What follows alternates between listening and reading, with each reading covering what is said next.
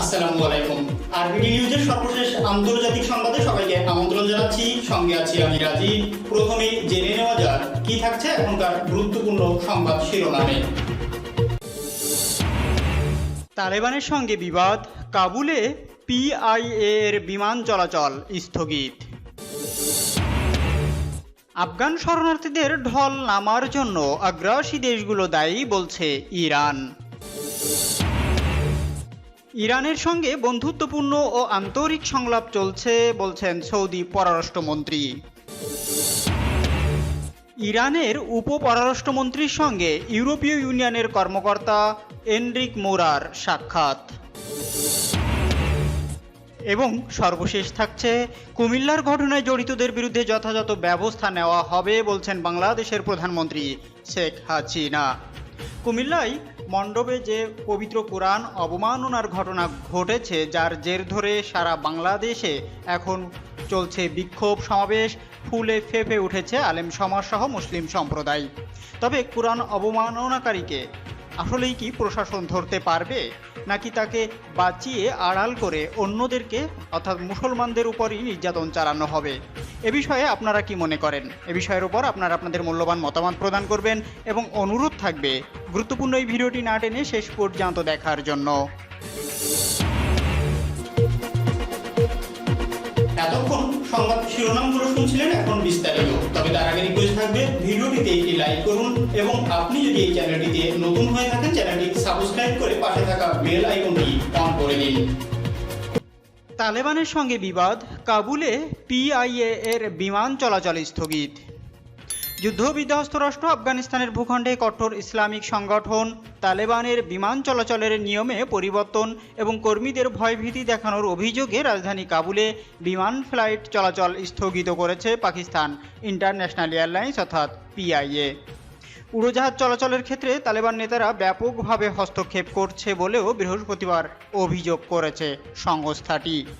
চলতি বছরে গত আগস্ট মাসে তালেবান যোদ্ধাদের হাতে পশ্চিমা সমর্থিত আফগান সরকারের পতনের আগের পর্যায়ে টিকিটের দাম নামিয়ে আনার নির্দেশ দেওয়ার পর বিমান চলাচল স্থগিত ঘোষণা করেছে কাবুল থেকে নিয়মিতভাবে পরিচালিত একমাত্র আন্তর্জাতিক বিমান সংস্থা পাকিস্তান ইন্টারন্যাশনাল এয়ারলাইন্স।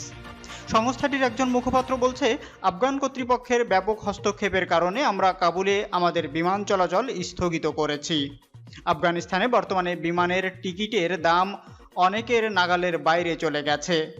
সংকটময় এমন পরিস্থিতিতে পিআইএ এবং আফগানিস্তানের বিমান সংস্থা কাম এয়ারকে তালেবান সতর্ক করে বলেছিল, টিকিটের দাম কমাতে রাজি না হলে আফগানিস্তানে তাদের কার্যক্রম বন্ধ হয়ে যাওয়ার ঝুঁকি রয়েছে। কাবুলের ট্রাভেল এজেন্টরা বলছেন, অধিকাংশ এয়ারলাইন্সই এখন আফগানিস্তানে বিমানের ফ্লাইট পরিচালনা করছে না। পাকিস্তানের রাজধানী ইসলামাবাদগামী পিআইএ এর ফ্লাইটের টিকিট $2,500 বিক্রি হচ্ছে, যা আগে মাত্র $120 থেকে $150 বিক্রি হতো। বিবৃতির মাধ্যমে আফগান পরিবহন মন্ত্রণালয় বলছে, ইসলামাবাদ রুটে বিমানের ফ্লাইটের টিকিটের দাম ইসলামিক আমিরাতের বিজয়ের আগের দামের সঙ্গে সামঞ্জস্য করতে হবে। এটি না হলে ফ্লাইট বন্ধ করা হবে। তালেবানের আদেশের যে কোনো ধরনের লঙ্ঘন করা হলে তা জানানোর জন্য যাত্রীদের প্রতি আহ্বান জানায় আফগান কর্তৃপক্ষ। তালেবানের বিজয়ের পর 10 লাখেরও বেশি পশ্চিমা এবং ঝুঁকিপূর্ণ আফগানদের বিশৃঙ্খলাপূর্ণ উচ্ছেদের প্রেক্ষিতে গত মাসে কাবুল বিমানবন্দর পুনরায় চালু করা হয়। এরপর থেকে আফগানিস্তান ও পাকিস্তানের মধ্যে বিমান চলাচল মারাত্মকভাবে সীমিত হয়ে পড়ে। নিয়মিত বাণিজ্যিক পরিষেবার পরিবর্তে কাবুলে চার্টার্ড ফ্লাইট পরিচালনা করে আসছে পিআইএ। পাকিস্তানের এই বিমান সংস্থা বলছে, তারা মানবিক দিক বিবেচনায় ফ্লাইট চলাচল অব্যাহত রেখেছিল এবং প্রতি ফ্লাইটে $4 লাখ বিমা প্রিমিয়াম করতে হয় তাদের। যদিও এ বিষয়ে তাৎক্ষণিকভাবে কাম এয়ারের কোনো মন্তব্য পাওয়া যায়নি বলে জানিয়েছে ব্রিটিশ বার্তা সংস্থাটি। আফগান শরণার্থীদের ঢল নামার জন্য আগ্রাসী দেশগুলো দায়ী বলছে ইরান। আফগানিস্তান থেকে প্রতিবেশী দেশগুলোতে শরণার্থী ঢল নামার জন্য দেশটিতে আগ্রাসন পরিচালনাকারী দেশগুলোকে দায়ী করেছে ইরান। ইউরোপীয় ইউনিয়ন বা ইইউতে নিযুক্ত ইরানের প্রতিনিধি গোলাম হোসেন দেহকানি বলেছেন, আফগানিস্তানে চলমান সংকট এবং দেশটি থেকে শরণার্থীদের ঢল নামার দায়িত্ব দেশটিতে আগ্রাসন পরিচালনাকারীদের নিতে হবে। তিনি বৃহস্পতিবার international centre for immigration policy development বা ICMPD এর এক ভার্চুয়াল বৈঠকে যোগ দিয়ে এই মন্তব্য করেন। তিনি বলেন, আফগানিস্তানে আজ যে পরিস্থিতি সৃষ্টি হয়েছে তার জন্য 2001 সালে পশ্চিমা দেশগুলোর সামরিক জোট ন্যাটোর আগ্রাসন দায়ী। দেহকানি বলেন, ওই আগ্রাসনে আফগান জনগণের জীবনধারা ও সামাজিক কাঠামো ধ্বংস হয়ে যায় এবং ইরান সহ অন্যান্য প্রতিবেশী দেশে আফগান শরণার্থীদের ঢল নামে। অথচ সে সময় আগ্রাসন পরিচালনাকারী দেশগুলো ওই দায় নিতে অস্বীকৃতি জানায় এবং পদ্ধতিগতভাবে আফগান শরণার্থীদের জন্য নিজেদের সীমান্ত বন্ধ করে দেয়। ব্রাসেলসে নিযুক্ত ইরানের এই প্রতিনিধি দুঃখ প্রকাশ করে বলেন, এই প্রবণতার ধারাবাহিকতা যেমন আফগান সংকট সমাধানে সহায়তা করবে না, তেমনি দেশটির জনগণের দুঃখ দুর্দশাও অবসান হবে না। পশ্চিমা দেশগুলোকে উদ্দেশ্য করে দেহকানি আরও বলেন, দায়িত্ব গ্রহণে অস্বীকৃতি জানানোর একই সময় মৌখিক বিবৃতি দিয়ে আফগান জনগণের প্রতি সমর্থন জানানোর অধিকার আপনাদের নেই। ইরানে বর্তমানে 8 লাখ নিবন্ধিত শরণার্থী রয়েছে, আর এদেশে বসবাসকারী অনিবন্ধিত আফগান শরণার্থীর সংখ্যা 23 লাখ বলে মনে করা হয়। ইরানের সঙ্গে বন্ধুত্বপূর্ণ ও আন্তরিক সংলাপ চলছে বলছেন সৌদি পররাষ্ট্রমন্ত্রী। সৌদি পররাষ্ট্রমন্ত্রী ফয়সাল বিন ফারহান ইরানের সঙ্গে তার দেশের চলমান সংলাপকে বন্ধুত্বপূর্ণ এবং আন্তরিক বলেই বর্ণনা করেছেন। লন্ডন থেকে প্রকাশিত পত্রিকা ফিনান্সিয়াল টাইমসকে দেওয়া সাক্ষাৎকারে ফারহান বলেন, পরস্পরের দৃষ্টিভঙ্গি শোনার জন্য এই সংলাপ চলছে এবং এই আলোচনার ব্যাপারে সৌদি আরব অত্যন্ত আন্তরিক।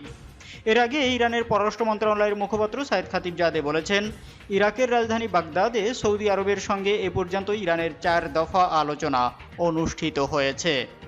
এই আলোচনা অব্যাহত থাকবে বলেও তিনি জানান। সৌদি পররাষ্ট্রমন্ত্রী তার সাক্ষাৎকারে আরও বলেন, তার দেশ চাই মধ্যপ্রাচ্যে স্থিতিশীলতা বজায় থাকুক। তিনি ইরানের সঙ্গে সকল ক্ষেত্রে সম্পর্ক ও সহযোগিতা শক্তিশালী করার আগ্রহ প্রকাশ করেন।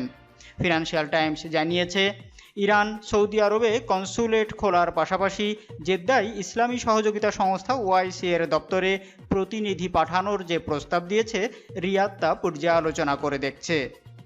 এর আগে সৌদি আরবের নিউজ চ্যানেল আল আকবারিয়া গত সপ্তাহে খবর দিয়েছিল, ইরান ও সৌদি আরবের মধ্যে যে প্রত্যক্ষ সংলাপ চলছে তা মধ্যপ্রাচ্যে স্থিতিশীলতা প্রতিষ্ঠায় সহযোগিতা করবে। এছাড়া সৌদি যুবরাজ মোহাম্মদ বিন সালমানও এক বক্তব্যে বলেছিলেন, রিয়াদ তেহরানের সঙ্গে বিশেষ সম্পর্ক স্থাপন করতে চায়। ইরানের উপ পররাষ্ট্রমন্ত্রীর সঙ্গে ইউরোপীয় ইউনিয়নের কর্মকর্তা এনরিক মোরার সাক্ষাৎ। ইরানের উপ পররাষ্ট্রমন্ত্রী আলী বাকেরি কানি বলেছেন, পরমাণু সমঝোতা পুনরুজ্জীবনের সংলাপ থেকে সুস্পষ্ট কোনো ফলাফল বেরিয়ে আসার সম্ভাবনা দেখা দিলে তেহরান ওই সংলাপে ফিরে যাবে। তিনি বৃহস্পতিবার ইরান সফররত ইউরোপীয় ইউনিয়ন এর পররাষ্ট্র নীতি বিষয়ক প্রধান কর্মকর্তা জোসেপ বোরেলের চিফ অফ স্টাফ এনরিক মোরার সঙ্গে সাক্ষাতে তার দেশের এই অবস্থান ঘোষণা করেন। অস্ট্রিয়ার রাজধানী ভিয়েনায় গত এপ্রিল থেকে জুন মাস পর্যন্ত ইরানের পরমাণু সমঝোতা পুনরুজ্জীবনের ব্যাপারে 6 দফা আলোচনা হলেও তাতে কোনো ফল বেরিয়ে আসেনি। জুন মাসে ইরানে অনুষ্ঠিত নির্বাচনে সাইদ ইব্রাহিম রাইসি দেশের প্রেসিডেন্ট নির্বাচিত হন।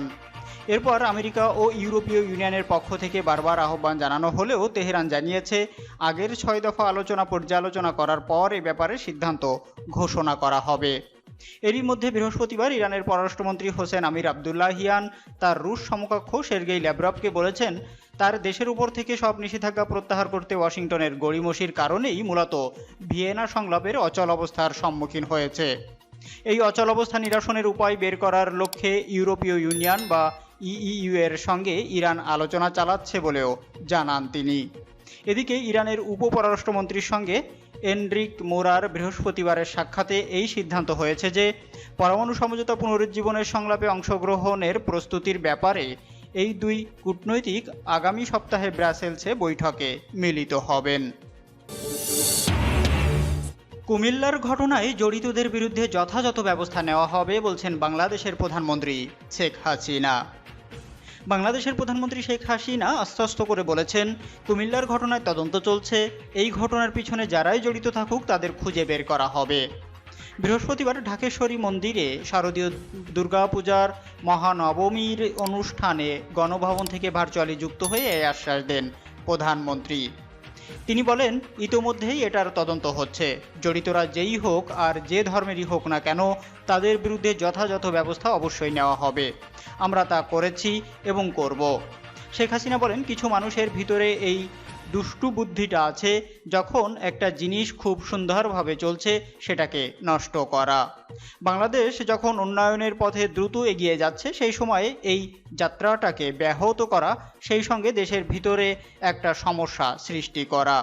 যারা জনগণের আস্থা অর্জন করতে পারে না, বিশ্বাস অর্জন করতে পারে না, রাজনীতি নেই, কোনো আদর্শ নেই, তারাই এই ধরনের কাজ করে।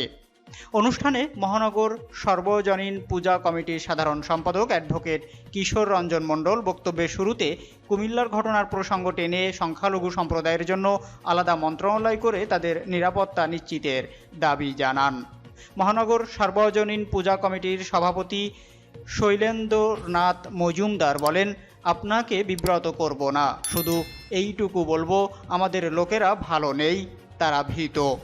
আমাদের কাছে খবর আছে জুম্মার পর তারা ঝামেলা করতে চায়, আপনার গোয়েন্দারাও এটা জানে। জবাবে প্রধানমন্ত্রী বলেন, এখানে কিছুটা শঙ্কার কথা পূজা কমিটির সভাপতি সাহেব বলেছেন, আমরা অবশ্যই এ ব্যাপারে জানি আর আমরা সেই ব্যবস্থা নিচ্ছি। এ সময় স্মৃতিচারণ করে প্রধানমন্ত্রী বলেন, আমি আগেই বিভিন্ন মন্দিরে যেতাম, ঘুরতাম, খেতাম, এখন আর প্রধানমন্ত্রী হওয়ার পর পারি না, আমি বের হলেই জ্যাম লেগে যায়। ঢাকেশ্বরী মন্দির ও রামকৃষ্ণ মিশনে যেতাম, এখন একটা বড় জেলে বন্দী আছি। 2007-এ একটা ছোট জেলে ছিলাম। কুমিল্লা নগরীর নানুয়ার দিঘির উত্তর পাড়ের একটি পূজা মণ্ডপে কোরআন শরীফ পাওয়ার অভিযোগ তোলা হয়। এরপর বুধবার সকাল থেকে শহরে উত্তেজনা ছড়িয়ে পড়ে। পরিস্থিতি নিয়ন্ত্রণে পুলিশ, র্যাব, বিজিবির বিপুল সংখ্যক সদস্য মোতায়েন করা হয়েছে। ওই মণ্ডপের পূজা কমিটি বলেছে, সেখানে পবিত্র কোরআন শরীফ কী করে এলো সে বিষয়ে তাদের কোনো ধারণা নেই। এই ঘটনার জের ধরে চাঁদপুর, সিলেট, চট্টগ্রাম সহ দেশের বিভিন্ন স্থানে হিন্দু ধর্মাবলম্বীদের ওপর হামলা হয়। দুর্গাপূজার নিরাপত্তায় জেলা প্রশাসনের চাহিদা ও স্বরাষ্ট্র মন্ত্রণালয়ের নির্দেশে এরই মধ্যে কুমিল্লা, নরসিংদী, মুন্সিগঞ্জ সহ অন্তত 22টি জেলায় বিজিবি মোতায়েন করেছে সরকার। এতক্ষণ সঙ্গে থাকার জন্য ধন্যবাদ। দেখা হচ্ছে পরবর্তী ভিডিওতে, ততক্ষণ পর্যন্ত ভালো থাকুন, সুস্থ থাকুন। আল্লাহ হাফেজ।